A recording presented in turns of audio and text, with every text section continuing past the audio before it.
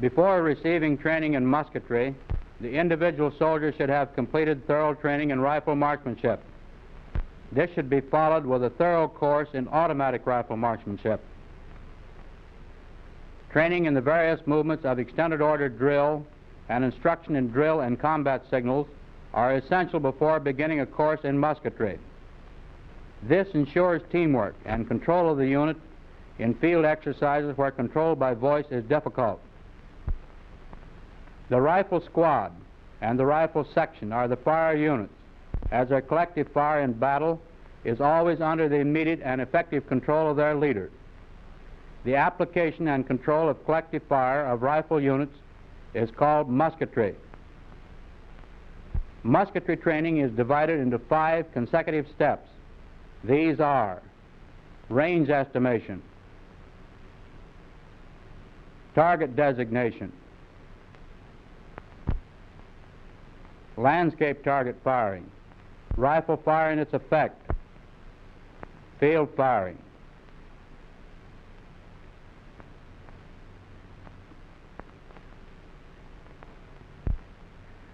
No matter how well rifles are aimed, the resultant hits are dependent upon the accuracy of the estimated range to the targets. Range estimation applies to all weapons. The fire with a range either greater or less than the true range of the target will result in the target not being hit, will waste ammunition, and disclose your own position to the enemy. The 3 methods used to estimate ranges are estimation by eye, use of tracer bullets, and observation of fire. The method most commonly used is estimation by eye. The individual soldier is first taken out on the ground and made familiar with the appearance of a 100-yard unit of measure on the ground. Markers are placed at 100-yard intervals up to 500 yards over varied ground. All men are required to become thoroughly familiar with the appearance of the unit of measure from the prone, kneeling, and standing positions at the various ranges. They study the appearance of the unit at distances of 100, 200, 300, and 400 yards from a position on the line of markers extended and from positions to the side of this line. Ranges for each 100 yards up to 900 yards are accurately measured and marked. The men are placed about 25 yards to one side of the prolonged line of markers. They place their hats or other objects before their eyes so as to cover from view all of the markers. They apply the 100-yard unit of measure 5 times along a straight line in the general direction, but slightly to one side of the markers. When the 500-yard point is estimated, the cover is removed from in front of the eyes and the estimations are checked against the markers. Accuracy is gained by repeating the exercise. Each soldier has now become familiar with the appearance of the 100-yard unit of measure on varied terrain and applied from different positions. He has been provided with a mental unit of measure, which he can apply to the ground in the same manner that a carpenter measures the length of a board. By applying the 100-yard unit of measure to the ground, the soldier is able to estimate ranges to various targets up to 500 yards.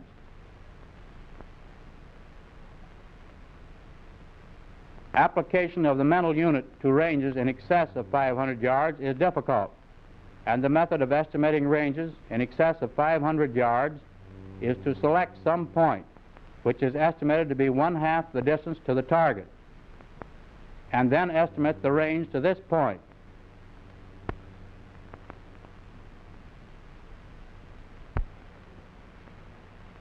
Multiply this result by 2. When much of the ground between the observer and the target is hidden from view, the application of the unit of measure will be impossible. In such cases, the range is estimated by the appearance of objects. When the appearance of objects is used as a basis of range estimation, the observer must make allowance for certain optical illusions. Objects seem nearer in a bright light when observed over a uniform surface or over a depression most of which is hidden. Objects seem farther away when observed in a poor light. When on high ground, observed upward from lower ground, and when viewed over a depression, most of which is visible.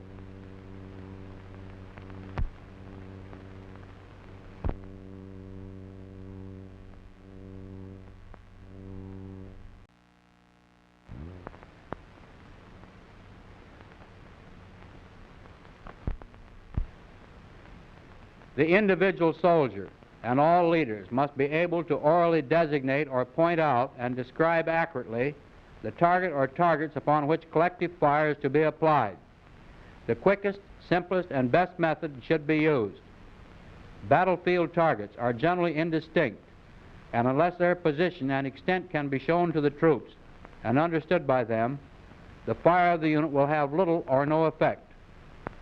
All members of the unit must be familiar with military and topographical terms, as a knowledge of terrain features is essential in locating and describing targets.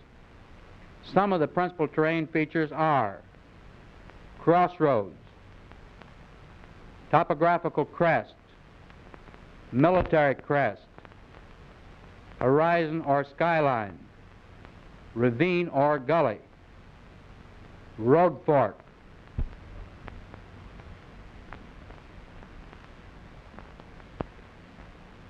the three methods by which targets may be designated are tracer bullets, pointing, and oral description.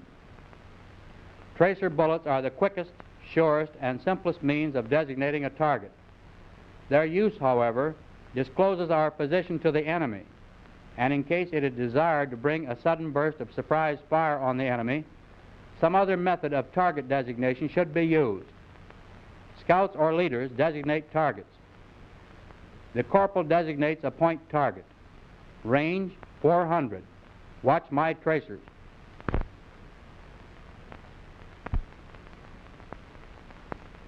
The target represents a machine gun.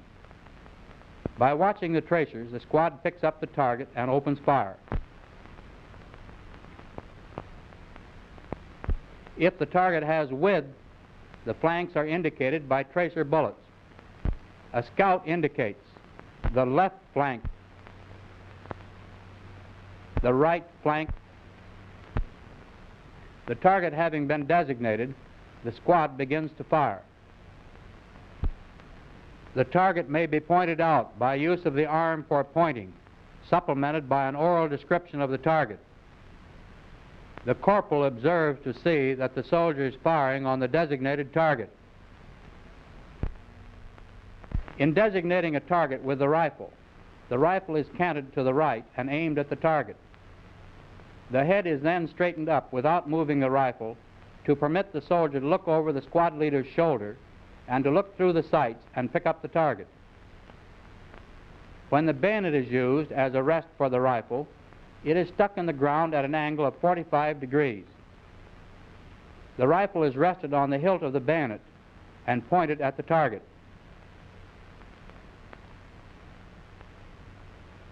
Targets may be designated by quick, simple, oral description. Pointing is generally used in combination with this method.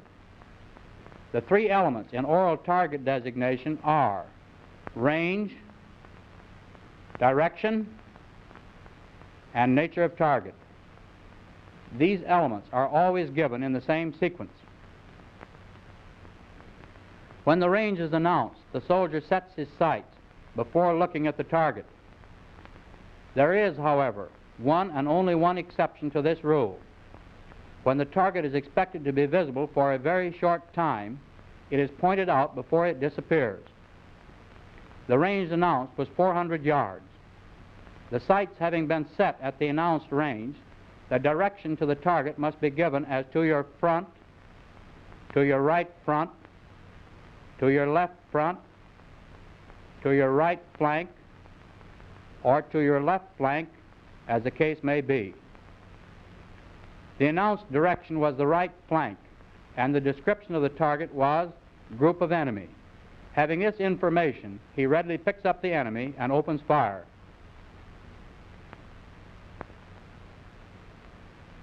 When the target is not easily visible, and is not located at some prominent point, the direction to the target is indicated by a reference point. A prominent point is selected. In this case, the church spire is selected as a reference point. This being in line with the target, an enemy machine gun is located in the forward edge of the woods, 450 yards from the observer.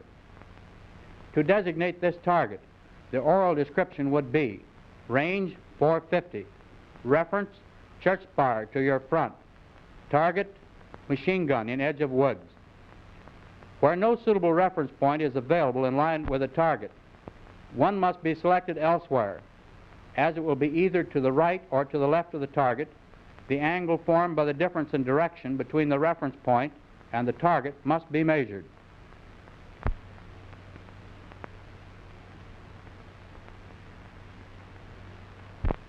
The raised sight leaf, held about 14 inches from the eye, may be used as a unit of measure. This unit of measure is called a sight. To get the correct position for the rifle in measuring sights, the observer stands 20 feet from a wall on which vertical lines are painted 1 foot apart and are 1 sight apart when viewed from the observer's position. The correct distance from the rifle sight leaf to the eye is determined for each individual by pointing the rifle at a vertical line on the wall and moving the eye along the stock until the raised sight leaf exactly covers the space between 2 of the vertical lines. The position of the eye with reference to the stock is carefully noted or marked on the stock. In this situation, the target is located to the right of the reference point. The observer has measured the difference in direction by pointing the rifle in the direction of the reference point and found that when the left edge of the raised sight leaf was in line with the reference point, the right edge was in line with the target. Then the target is 1 sight to the right of the reference point and is announced as right 1 sight.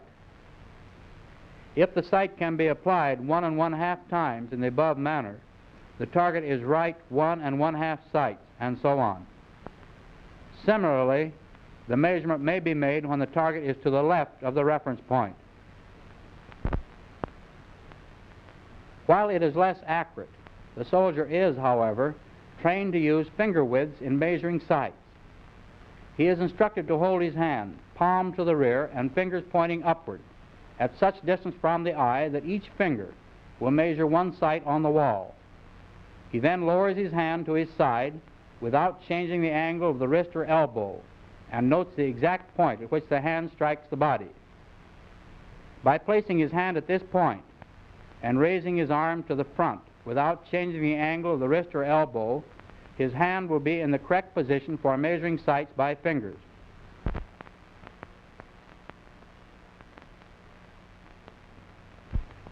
In addition to measuring the angular difference between the reference point and the target by sights, the width and extent of targets may be measured in the same manner. For example, range 400, reference left edge of church, left 2 sights, target edge of woods, extending left 2 sights, enemy groups. Successive reference points may be used instead of sight measurements from 1 reference point.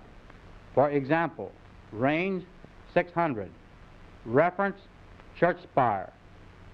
To the right and at a shorter range, group of trees. To the right and at the same range, target, machine gun at right end of mound. A combination of sight measurement and successive reference points may also be used. The simplest method of target designation should always be employed.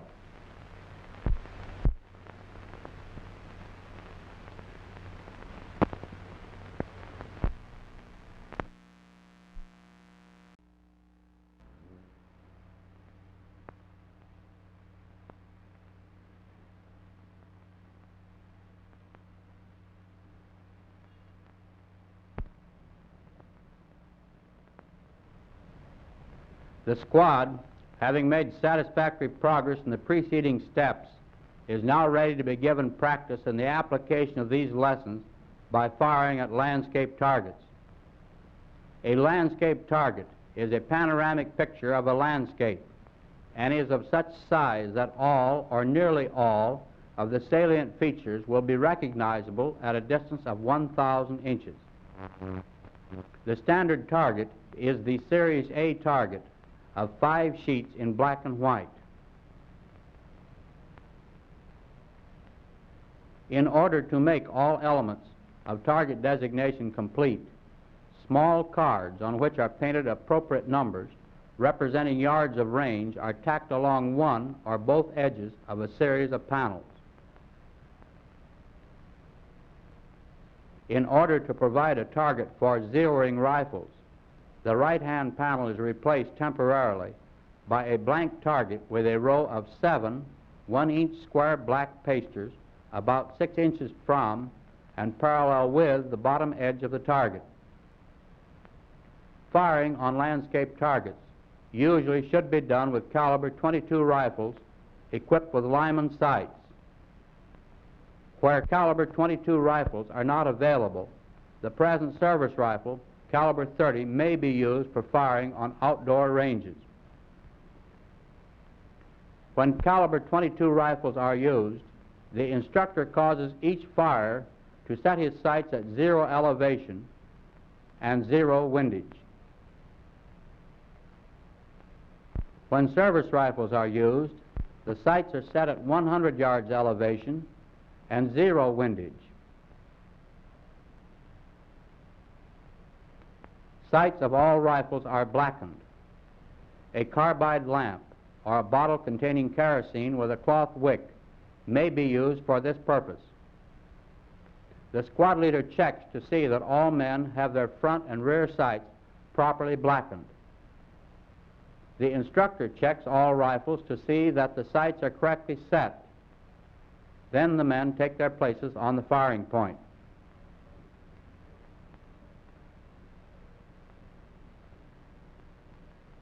In all firing for zeroing, sandbag rests are used.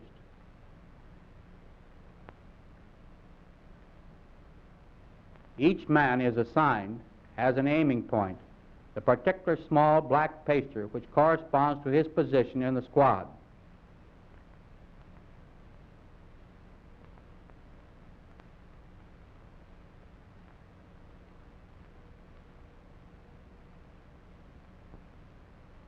At the command of the instructor, rifles are loaded with 3 rounds only. At the command, 3 rounds, fire at will. Each man fires 3 shots at his paster.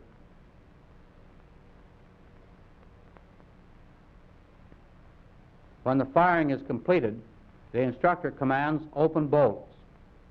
The squad leader checks to see that this is done.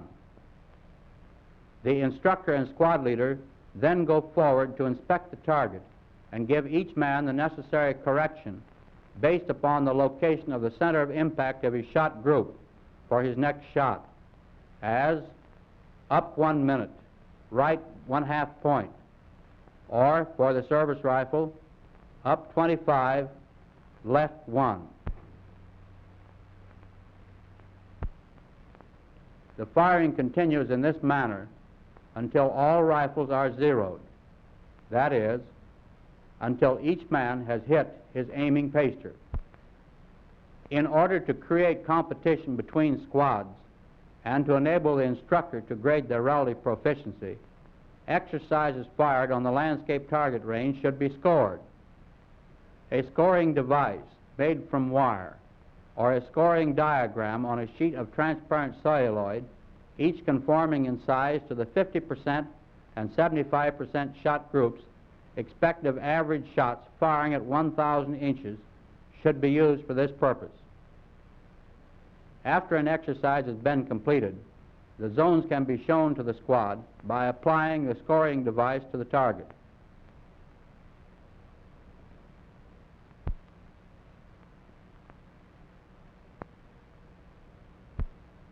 The following is a sequence of events in conducting firing exercises. The squad takes its place on the firing point. All members of the squad, except the squad leader, face to the rear. The instructor takes the squad leader to the panels and points out the target to him. The target in this exercise is a machine gun located at the base and between the two haystacks in the center of the wheat field. They return to the firing point, where the squad leader takes charge of his squad. Ammunition for the problem is then issued. 25 rounds is the allowance for the problem. The automatic rifleman receives 7 rounds, and each rifleman receives 3 rounds. The squad leader causes the men to take their firing positions. The sandbag rest is used only by the automatic rifleman, and then only when armed with the automatic rifle. When the men are in position, the squad leader checks to see that all men have taken good positions and are using the sling in the proper manner. The squad leader commands load. This fire order is then given. Range 600. To your left front, 2 haystacks in center of wheat field. At base between haystacks, enemy machine gun. Fire at will. During the firing of the exercise, the squad leader is on the alert to see that all members of his squad are firing on the designated target. The squad leader may be required to switch the fire of the automatic rifleman to a surprise target. Keen interest, stimulated by competition, should prevail during the firing of these exercises. When the squad has completed firing, the squad leader commands, cease firing, open bolts.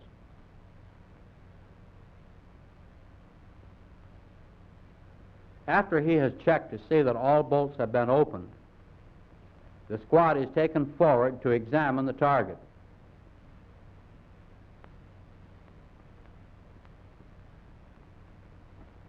The panel is scored and marked with a squad number.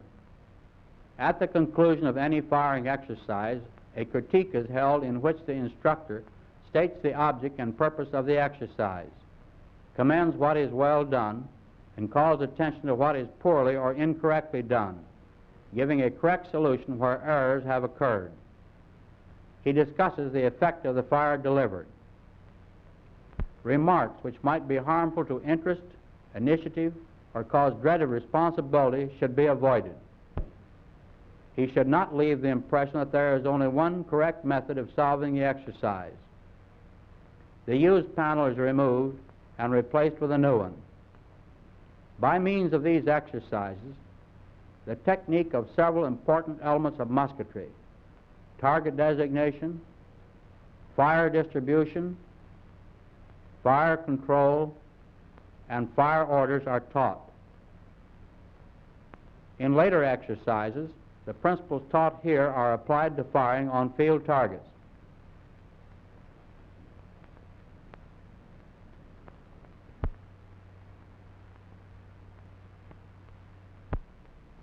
Miniature ranges may be improvised as an aid in musketry training.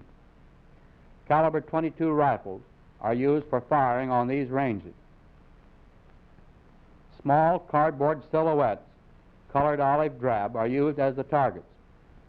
These are glued to small sticks which fit into holes drilled into small wooden beams which may be rotated 90 degrees, exposing or concealing the target when cords are pulled by an operator.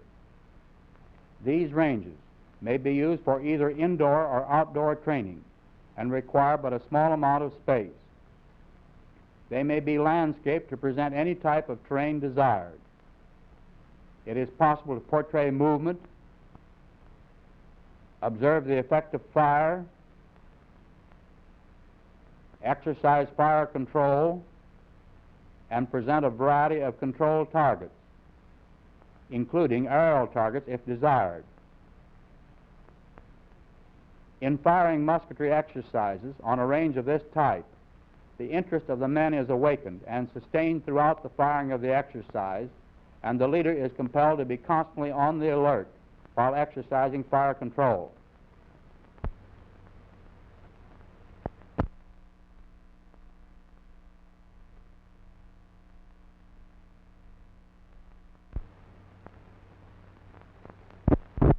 are next explained to the soldier before he is permitted to do any field firing. When a bullet is fired from a service or an automatic rifle, it leaves the muzzle with an initial velocity of 2,700 feet per second. After leaving the muzzle of the rifle, it begins to encounter resistance from the air, and its initial velocity is greatly decreased. This decrease, together with the action of gravity, causes it to follow a curved path of flight, which is called the trajectory. Because of the great speed with which the bullet leaves the muzzle of the rifle, the trajectory at short ranges is nearly straight or flat. The trajectory at a range of 700 yards does not rise above the height of a man standing. Increasing the range causes a portion of the trajectory to rise above the height of a man standing, and the danger space is interrupted by this interval until the trajectory begins to lower to the height of a man standing. This results in the danger space being divided into two parts with an interval in between, the length of the interval being dependent upon the terrain. Due to the differences in ammunition, aiming, holding, and wind effects, a number of bullets fired from one rifle will not always follow the same path, but will disperse slightly. The trajectories form a cone-shaped figure called dispersion. The dispersion of the average shots with a rifle at various ranges is shown on these charts: 100 yards, 200 yards, 300 yards, 400 yards, 500 yards, 600 yards, 800 yards, 1,000 yards. When the cone of dispersion strikes a vertical target, the pattern it makes on the target is called a vertical shot group.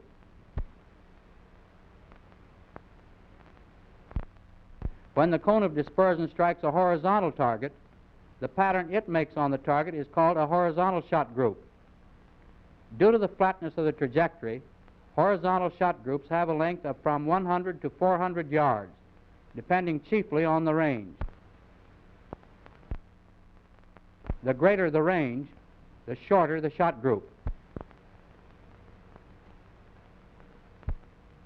The beaten zone is the ground struck by the bullets, forming a cone of dispersion. When the ground is level, the beaten zone is a horizontal shot group. Rising ground shortens the beaten zone.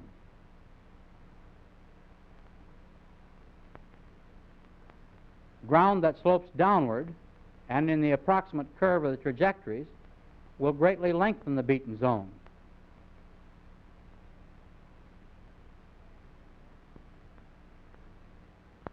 Frontal fire is fire delivered at right angles to the front of the enemy. Oblique fire is fire delivered at an objective from any direction other than the perpendicular to or parallel to either of its axes. Oblique fire is slightly more effective than frontal. Enfilade fire is fire delivered at an objective from or near the prolongation of its longer axes. For example, fire delivered from a point on or near the prolongation of the enemy's line. Flanking fire is fire delivered at an objective from the direction of its flanks. Enfilade and flanking fire are more effective than oblique. Fire as regards trajectory is classed as follows: grazing fire, plunging fire. Grazing fire is more effective than plunging fire because the beaten zone is much longer. Overhead fire. Overhead fire with a rifle is safe when the ground affords protection to the friendly troops in front or when they are a sufficient distance below the line of fire. Signals most frequently used in fire control are range, commence firing, fire faster, fire slower,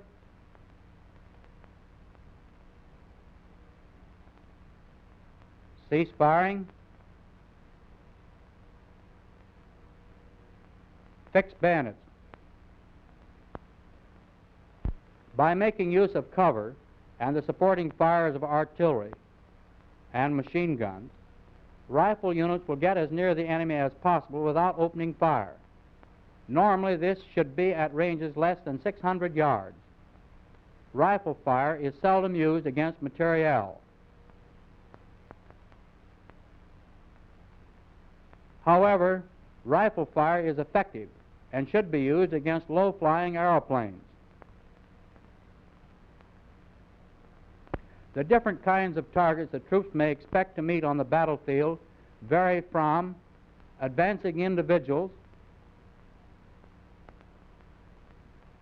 and small groups to groups in defilated positions and in an irregular line or in concealed positions. Where these targets are dispersed and echeloned in depth, proper application of collective fire will be difficult. The enemy disposed in small groups must be located and engaged by fire before any advance can be made. In making an attack, the necessity for extended and irregular formations, echeloned in depth to take advantage of cover and concealment in order to prevent excessive losses, may make it difficult to occupy positions from which the fire of the entire unit can be controlled. Many times the unit may not be able to open fire as a whole, but will have to build up fire gradually as individuals or small groups reach a firing position. In some cases, a target may only be visible to portions of the unit, while in other cases an efficient, well-controlled fire can be delivered by the entire unit.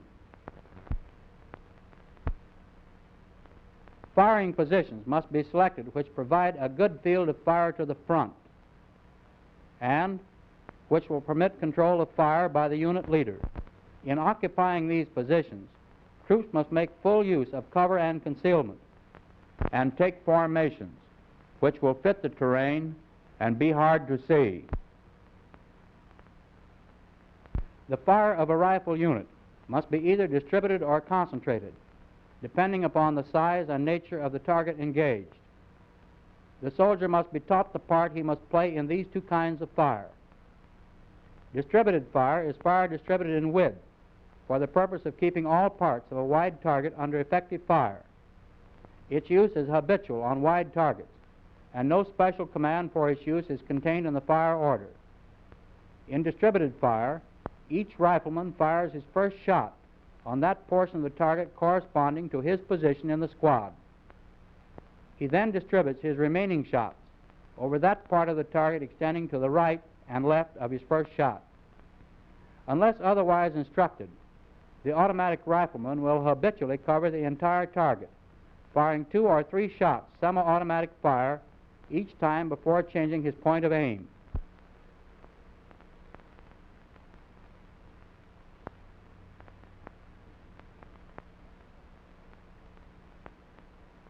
When the section is firing, each squad in the section covers the entire target without special command in the same manner as shown for the squad.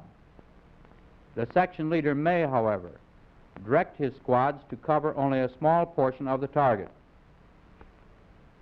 Concentrated fire is fire directed at a single point.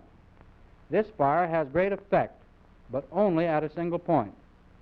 Hostile machine guns and automatic rifle groups are suitable targets for concentrated fire.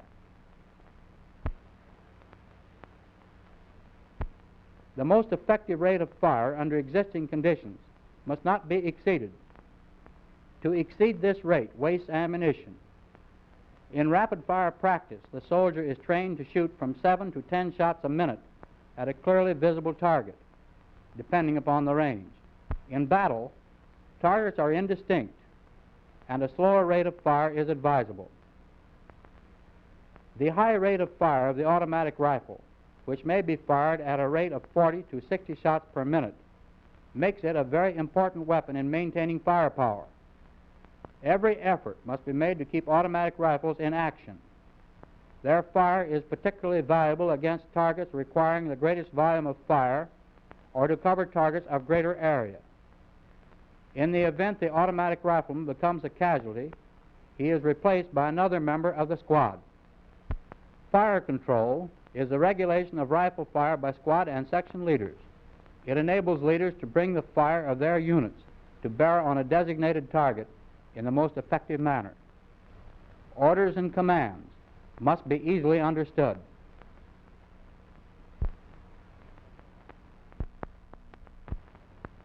All members of the unit must be familiar with signals used to control fire.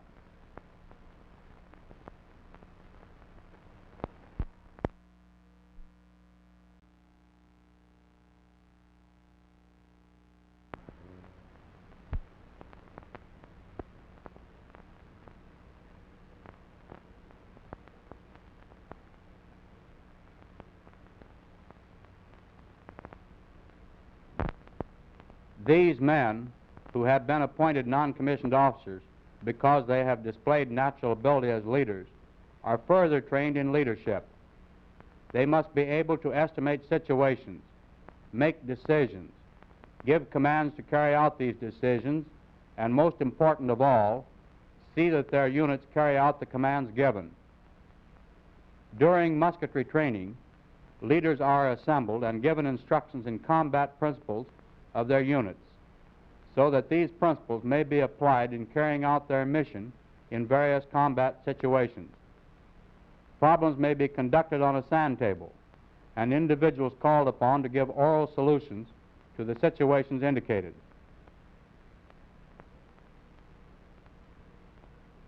Further training in combat principles and leadership is conducted by means of tactical walks, in which non-commissioned officers are required to give oral solutions to situations pointed out to them on the ground. Good leadership increases the morale of a unit, which is the basis of all infantry fighting power. The first instruction in firing at field targets must be individual. The soldier should be impressed with the fact that he must carry out the lessons learned in rifle marksmanship when he goes into the field. Hasty and unaimed fire is worse than useless. The hits on this target indicate that the firer has applied the lessons learned in rifle marksmanship. A soldier who fails to carry out the lessons learned in rifle marksmanship will not attain results. The soldier firing at this target did not carry out the lessons learned in rifle marksmanship, and the fire team to which he belongs will be unable to efficiently use its firepower in battle.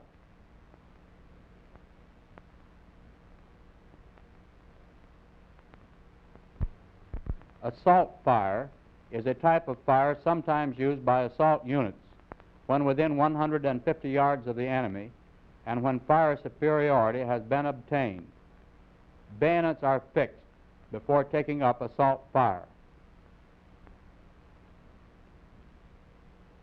Riflemen halt individually, aim and fire standing, reload while advancing, advance a few steps, halt, and fire straight to the front again. The automatic rifleman fires semi-automatic fire while advancing, distributing his fire along the enemy position within limits which will provide safety to the men on his right and left. The members of the squad are then trained in firing at moving targets to gain experience in the proper amount to lead a moving target in field firing exercises. The first collective field firing exercises are begun with fire units already deployed in firing positions. Lessons learned in the previous steps of musketry instruction are applied on simple field target setups in exercises similar to those fired on the landscape target range. Where limited terrain is available, field firing exercises may be conducted on known distance ranges. The targets can be set up in an irregular line, just in rear of the butts, and the advance be made from the firing point toward the butts. The members of the unit carry out the principles learned in extended order drill and scouting and patrolling in making the advance. As the men reach the butts, they take up good firing positions and engage the targets with collective fire.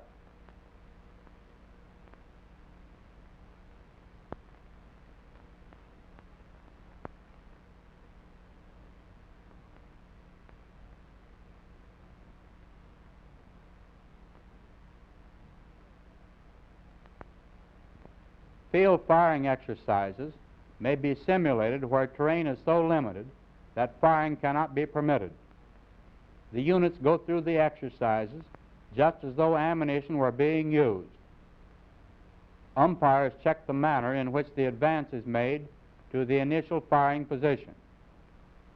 They check on the manner in which the men take advantage of cover and concealment, the firing position selected, and question individual members of the unit as to the target upon which they are simulating fire and the range to the targets. When they consider satisfactory fire has been simulated upon the targets, they may permit part of the unit to advance and continue in this manner until the exercise has been completed.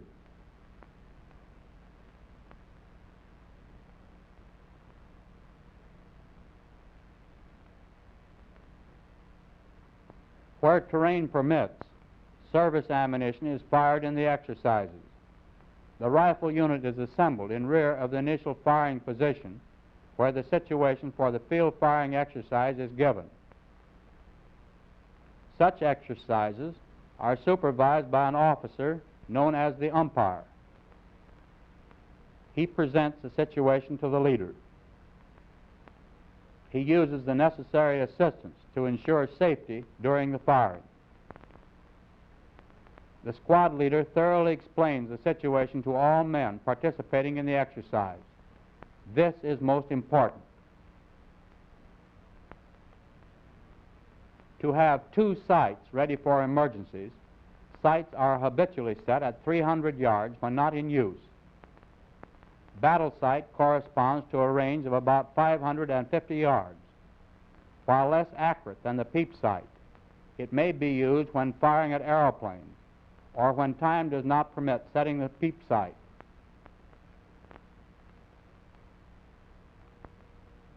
Service ammunition is issued to each member of the squad.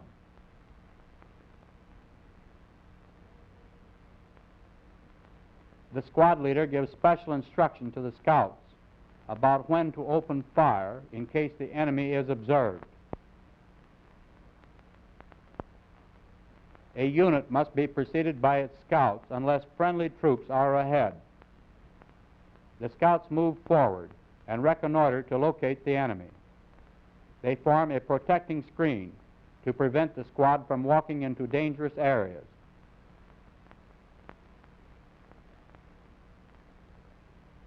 The scout observes to the front. The hill to the front looks dangerous. But seeing no enemy, he signals to the other scout to advance. Scouts work in pairs. In crossing the crest of a hill, one remains in a firing position until the other scout has passed over the crest. The squad leader observes to the front. No enemy has appeared, so he signals to his squad to move forward.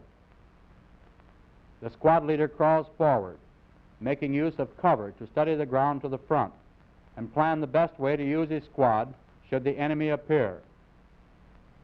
The hill to the front looks dangerous to the squad leader. His assumption was correct. A squad of the enemy has appeared, represented by field targets.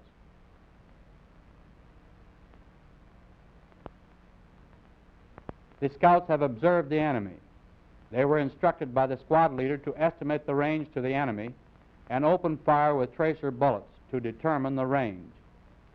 The scouts, having determined the range to the enemy, announce this range to the balance of the squad and point out the enemy flanks with tracer bullets. The squad leader sends the members of his squad to their firing positions, gives them the range and location of the enemy so that they may engage the target with distributed fire.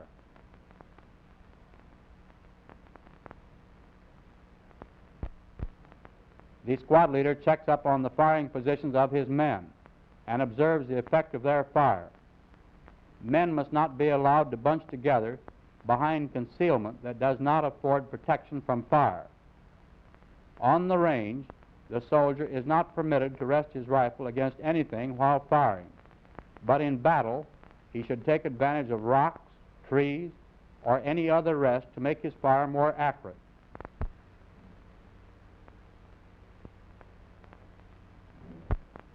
The automatic rifleman increases the accuracy of his fire by using a bipod mount.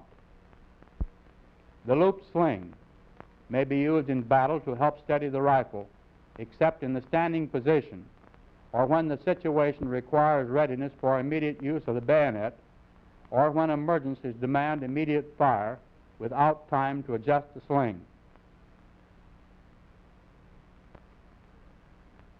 A machine gun target has appeared.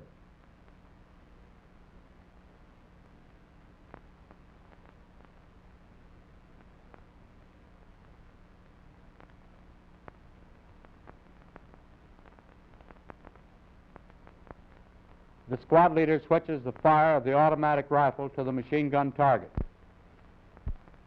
This squad, by proper application and control of collective fire, has gained fire superiority.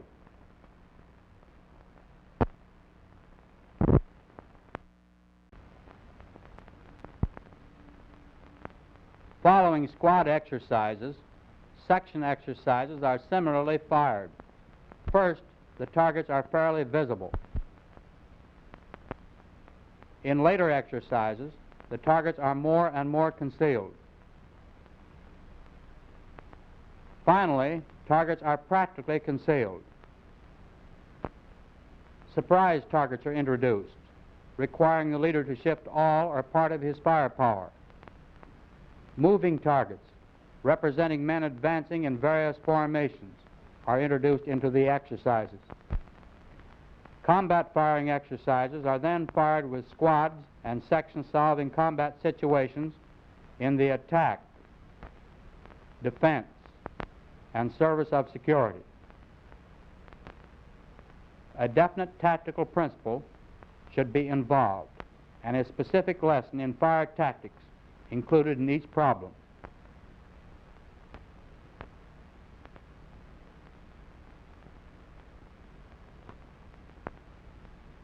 Fire alone does not win battles, but must be combined with movement, morale, and leadership. To defeat the enemy, firepower must be advanced, and finally, troops must close with a determined enemy in hand-to-hand combat.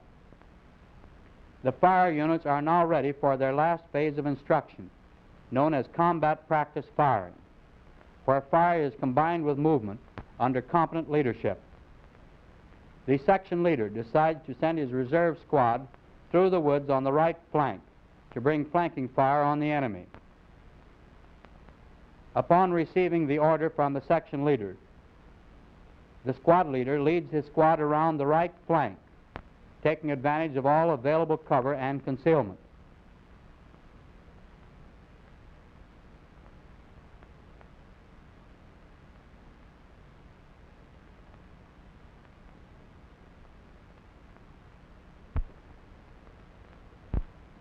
This chart shows the route followed by this squad in relation to the section firing line and the enemy position. The firing squad is now in position. The sudden burst of fire from the flank takes the enemy by surprise.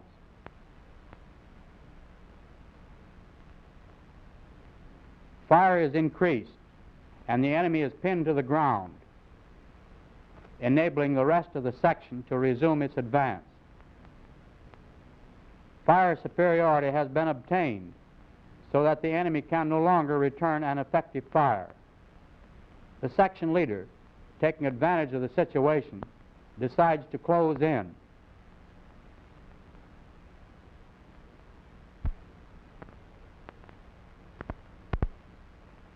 Bayonets are fixed individually so as to keep up the firepower of the unit and not lose fire superiority.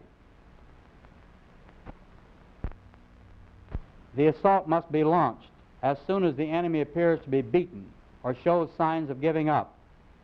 The time has come for assault fire. This method is used to keep the enemy subdued until the advance is close enough to make a bayonet charge. The automatic rifleman fires while walking, but the riflemen halt individually, fire every few steps, or when targets appear. The squads have closed in on the enemy. They still hold on. When enemy troops fail to be moved from their position by fire, the bayonet assault will do it. Successful squad and section exercises have been completed due to the proper application of fire and movement of the combat units under competent leadership of the non-commissioned officers in command.